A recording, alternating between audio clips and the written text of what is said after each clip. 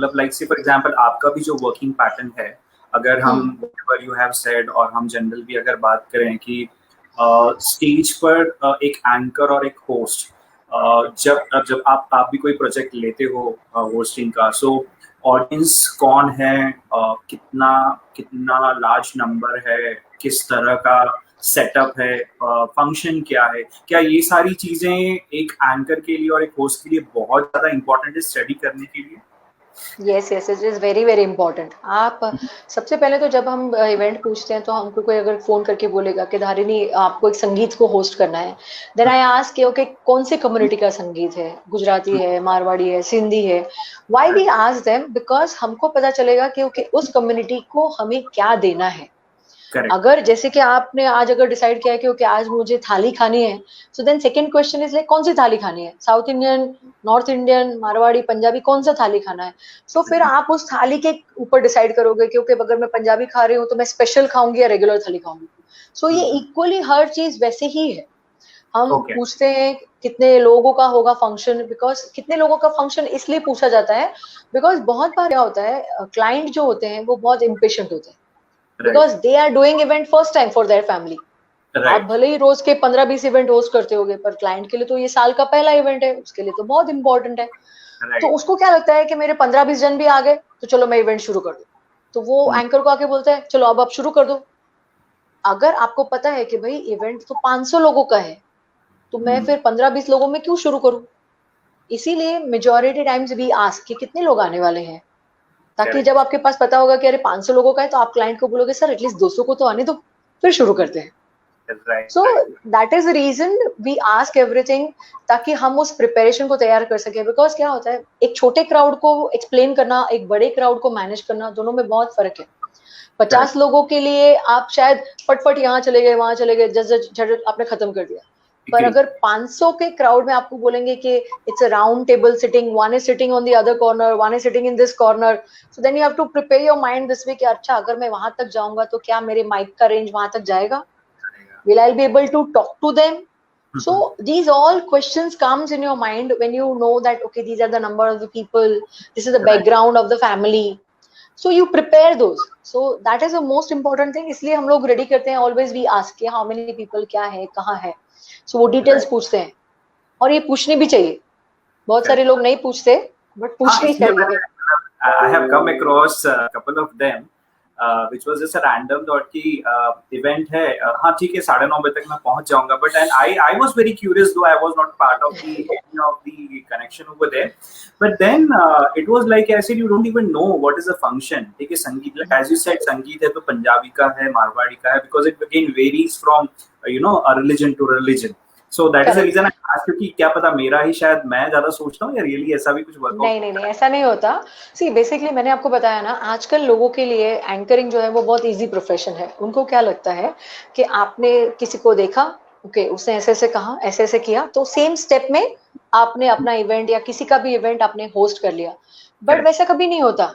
अगर आप किसी का कंटेंट चुरा कर बोल रहे हो तो आप उसका कंटेंट कितना यूज कर पाओगे, आधा घंटा, 1 घंटा। पर अगर सडनली समझो ऐसा हो गया कि कहीं पर उसका आधा 1 घंटा तो आपने बोल दिया, आपने अपना सब कुछ यूज कर दिया, पर फिर भी आपका शो चल रहा है, तो अब आप क्या करोगे? Then what you will do. इसीलिए आपका खुद का कंटेंट करना ज्यादा जरूरी है। उसी के साथ में हर चीज की जानकारी होना बहुत जरूरी है, क्योंकि बहुत सारे नए एंकर्स क्या करते हैं कि उनको लगता है कि ओके चलो हमको इवेंट होस्ट ही तो करना है, क्या फर्क पड़ा। ये इवेंट नहीं है, it is event for you. आपके लिए वो एक इवेंट है, बट उस एक फैमिली के लिए वो एक लाइफ टाइम मेमोरी है। तो आपको एक इवेंट क्रिएट नहीं करना है, आपको एक लाइफ टाइम मेमोरी उस फैमिली के लिए क्रिएट करना है, ताकि जब भी वो उस फंक्शन को याद करे तो वो आपको याद करे, अरे वाह यार like what a MC we had, मतलब धारिनी ने मजा करा दिया। तो मैं ये सोचती हूँ कि अगर मैं किसी का इवेंट होस्ट कर रही हूँ तो मेरे घर की शादी है, मतलब मेरे भाई की शादी है, मेरी बहन की शादी है, और मैं ऐसा ही सोच के उसको होस्ट करती हूँ। इवन अगर मैं किसी कॉर्पोरेट इवेंट को होस्ट करती हूँ तो मैं बहुत बार उस कंपनी के मेंबर्स के साथ में इतना घुल मिल कर काम करती हूँ, तो उनके सीईओ मुझे बोलते हैं कि हमको ऐसा लगा ही नहीं that you are out of our company, we just felt you are a part of our company only. मतलब equally you remember everybody's name, you call them by their name, because ये भी मेरी एक आदत है कि मैं सबका नाम याद रखती हूँ। मैं हर Okay. किसी को उनके नाम से हिसाब से बुलाती हूँ। मैं कभी क्यू कार्ड्स अपने हाथ पे नहीं पकड़ती। That is also a plus point of it. That I जो have बहुत seen सारे, many times. हाँ, मैं कभी, मुझे ऐसा लगता है कि अगर जैसे कि अगर मेरे हाथ में क्यू कार्ड है और मैं ऐसे पढ़ रही हूँ और मैं बोल रही हूँ कि ओके लेडीज एंड जेंटलमैन, आप लोग मजे से ओके, तो आप कितनी देर तक मुझे देख पाओगे? 5 मिनट, 10 मिनट, Right, उसके right. बाद आप बोलोगे कि अरे यार इसको तो हमने देख ही नहीं रही है। So then you don't feel like, मतलब उसके बाद आपको ये लगता है कि यार मैं क्यों। So this is a reason that अगर आप किसी शो को एंकर कर रहे हो तो Hmm. सिर्फ कंटेंट क्रिएट करना या उस इवेंट की डिटेल्स रखना इम्पोर्टेंट नहीं है, उसके साथ इम्पोर्टेंट ये भी है कि आप जो भी बोलने वाले हो वो आपको पता होना चाहिए, जुबानी Right, बाय हार्ट होना चाहिए। ऐसा नहीं right, है कि आपको क्यू कार्ड मिला है तो आप उस क्यू कार्ड को यूज करो बार बार, उसमें देखो पढ़ो। इससे क्या right, होता है कि ऑडियंस आपको देखना छोड़ देती है, right. वो बाद में आपसे बोर हो जाती है। वो बोलते Correct, हैं कि अरे यार इसको हमको देखने में इंटरेस्ट ही नहीं है तो हम इसको क्यों देखें। correct, correct, correct. So it is, these are the minor points which people should understand. जो नए एंकर्स हैं, जो अपकमिंग टैलेंट है, उनको ये चीजें जाननी चाहिए कि लोगों को आपको देखने में इंटरेस्ट है, पर अगर आपको उनको देखने में इंटरेस्ट नहीं है तो वो क्यों आपको देखें।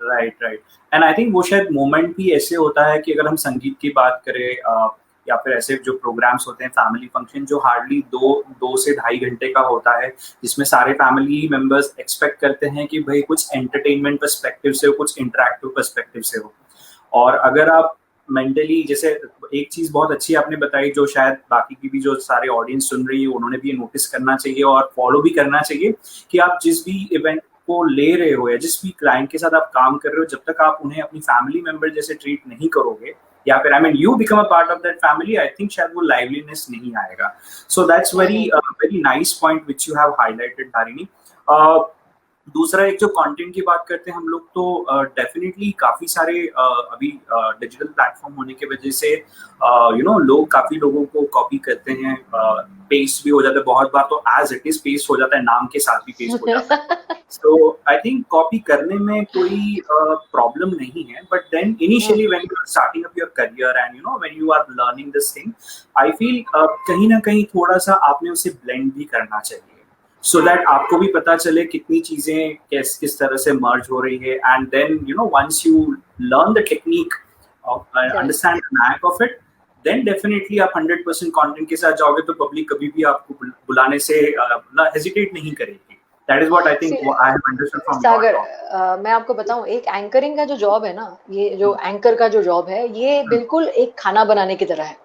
अगर आप किचन में खाना बना रहे हो तो आपने अगर किसी का वीडियो देखा कि भाई आप इसमें इतना ये डालो इतना ये डालो, वो आपको सारे प्रोपोर्शंस बताएंगे, ठीक है, पर वो हमेशा ये बोलते हैं कि नमक ना स्वाद अनुसार डालें। वो क्यों आपको नहीं बोलते आप 1 चम्मच डालो, आप आधा चम्मच डालो? वो इसलिए नहीं बोलते बिकॉज हर किसी का अपना टेस्ट है नमक का। तो आपको भी, हर एंकर को ये चीज ध्यान होनी चाहिए कि मैं कंटेंट भले ही सबका यूज करूं, पर उस प्रोग्राम की जान वो खुद है। तो उसका खुद का जो इनपुट है वो बिल्कुल उस नमक की तरह है, जो बिल्कुल प्रेजेंट होना चाहिए। और उसमें कितना उसको डालना है, मतलब बाहर का कितना कंटेंट उसको डालना है, ये उसको पता होना चाहिए कि मैं बाहर से 4 लाइन उठाऊं, बाकी 10 लाइन में अपनी डालूं, 3 लाइन उठाऊं, बाकी 4 में अपनी डालूं। लोग क्या करते हैं, जो ये कॉपी पेस्ट करते हैं ना, ये कॉपी पेस्ट के चक्कर में ये होता है कि आपके हाथ में से 1-2 इवेंट होता है, फिर तीसरा इवेंट आपका छूट जाता है, बिकॉज लोग बोलते हैं अरे ये तो वही बोलता है यार, ये तो कॉपी पेस्ट है, because he is gonna say the same thing. मतलब कितने ऐसे एंकर्स हैं जिनके बारे में ऑडियंस ये कहती है कि इसके आगे का पंच भी हमको मालूम है कि ये बोलने वाला है, ये बोलने वाला है। तो ऐसा भी बहुत बार होता है, जबकि मुझे तो, मेरा तो ऐसे होता है कि मुझे खुद ही नहीं पता होता है कि मतलब मैं क्या करूंगी, because I am very impromptu. मतलब मैं कंटेंट रेडी करती हूँ, पर उससे ज्यादा मैं ये चीज इंपॉर्टेंट रखती हूँ कि मेरी ऑडियंस को क्या पसंद है। मैं उनके लिए घर से कुछ बना कर लेकर आई हूँ, पर अगर उनका आज मूड नहीं है शायरी सुनने का, वो शायरी सुनना ही नहीं चाहते, और फिर भी मैं जबरदस्ती नहीं, तुम शायरी वाली चम्मच पी लो, चलो शायरी वाली चम्मच पी लो, तो वो क्यों करेंगे? उनको क्या पसंद है, what they want to make laugh, तो आप उनको हंसाओ। अगर उनको हंसना है तो आप उनको हंसाइए। आप उनका क्या पसंद है जब तक आप ये नहीं फाइंड आउट करेंगे, तब तक आप उनको अच्छे से खुश नहीं रख पाएंगे। एक एंकर का जॉब जो है वो एक बीवी की तरह होता है। सबको खुश रखो। आई थिंक काफी सारी ऑडियंस इस चीज से इजीली समझ में आ जाएगा उनको, अगर उसके पहले के सेंटेंसेस में समझ में नहीं आया हाँ।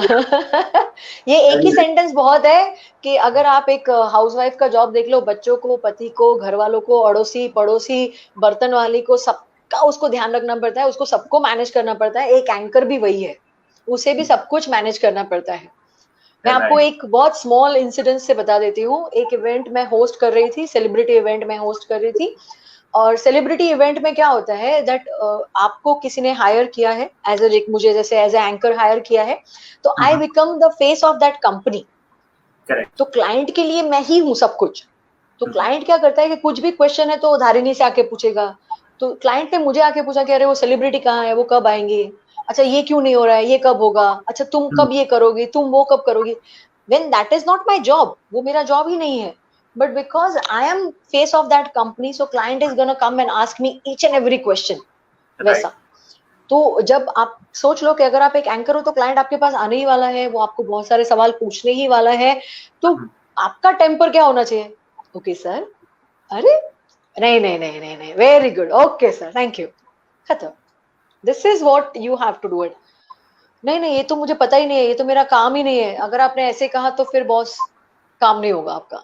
I know. Now I can relevant what you said earlier कि you know जो वाइफ की तरह सब होता है कि मुस्कुराते करेक्ट, फाइनली करो वही जो बड़े प्यार से, ऐसे बड़े प्यार से आपको मनाना है, क्योंकि वो अपने ही टेंशन में है। सागर, आप सोचो कि अगर आप किसी, जैसे अभी आज का आपका ये लाइव सेशन था, तो आपने कितनी प्रिपरेशंस की होगी, आपने टेक किया क्योंकि हम ठीक से कर रहे हैं नहीं कर रहे हैं, आपको अपने काफी टेंशंस हैं। उसमें मैं अगर अपने टेंशन भी आपके पास लेकर आ जाऊंगी तो आप सोचोगे अरे ये क्या है, मतलब मेरे पास ऑलरेडी बहुत टेंशन है, दूल्हे को देखना है, बारातियों को देखना है, और उसमें तुम मुझे बोलोगे कि अभी घर के फैमिली मेंबर्स के नाम भी मुझे दे दो, खाने के सीक्वेंस भी मुझे बता दो, ये भी तुम कर दो, तो मतलब मैं कैसे करूंगा, ये ऐसे हो जाता है। So you have to be, when you host a event, आपको बहुत सारी चीजों का ध्यान रखना है, फैमिली मेंबर बनना है, अच्छे से होस्ट करना है, एनर्जी कंटिन्यू रखनी है, स्माइल करना है, और कभी भी किसी के साथ आर्ग्यूमेंट नहीं करनी। Yes, that's the most important thing. कभी किसी के साथ आर्ग्यूमेंट नहीं करनी है, क्योंकि आपने अगर आज तक जो भी ये देख रहे हैं, अगर आपने कभी भी किसी दुकान में नहीं पढ़ा है तो अब पढ़ लेना, क्योंकि ग्राहक भगवान होता है।